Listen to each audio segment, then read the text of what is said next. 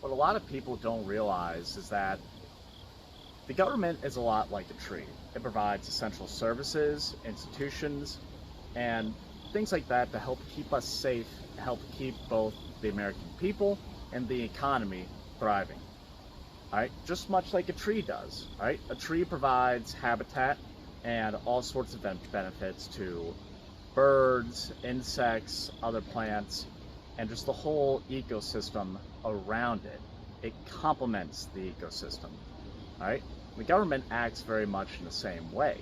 However, America has been starving its government tree to death, and it's not too late to fix it. Okay, so whether it's been the actions from Donald Trump or whether it's been both major parties who have fostered an us versus them mentality for the last several decades now, there are tangible steps we can take to make.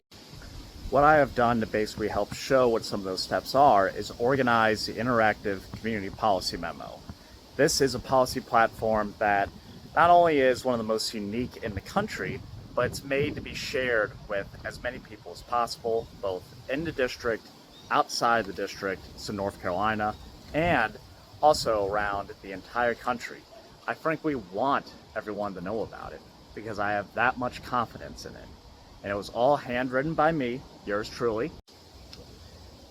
And I want to just break down how it's formatted. So, it's got 3 key sections with the 4th one on the way, pending some feedback. The first section is the root issues. This talks about, what's wrong with our democracy, how did we get to this point, and more importantly, talks about the different solutions that can help make America a better place by fixing its own democracy. We talk about things like getting money out of politics. We talk about reforming the executive branch. We talk about proportional representation to help end partisan gerrymandering and things like that. We talk about public safety. There's a lot of really great detail put into there.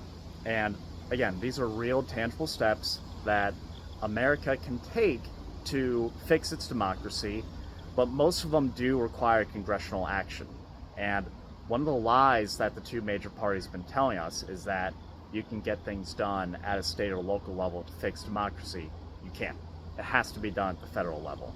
So that's why not only am I running for Congress, but that's why I focused on the federal level for the purposes of this memo.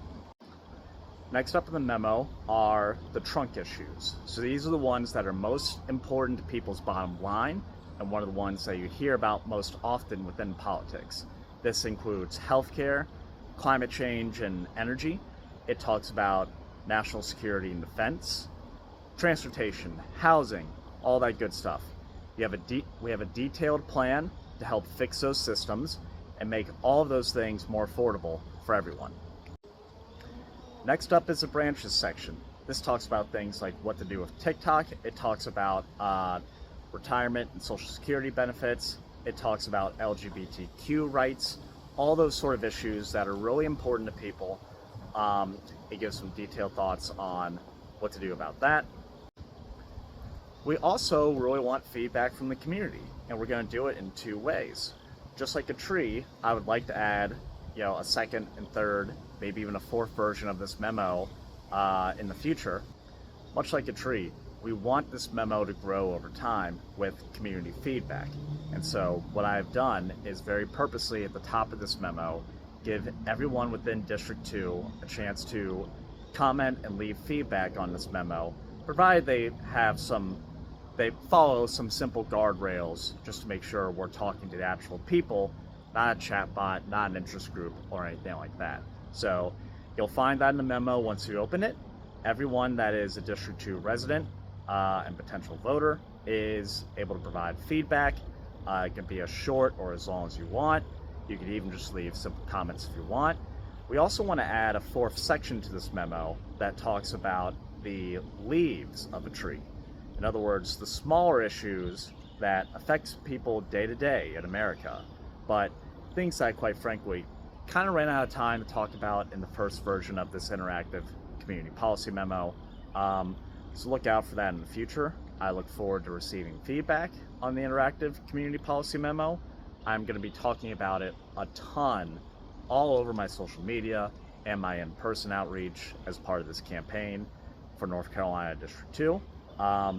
You can find out more about me at robertferenzi.com. You can donate to our campaign there. You can connect with me there to talk more about the memo and just learn more about my background, what I want to bring to North Carolina. And I'm really excited to share this with the world.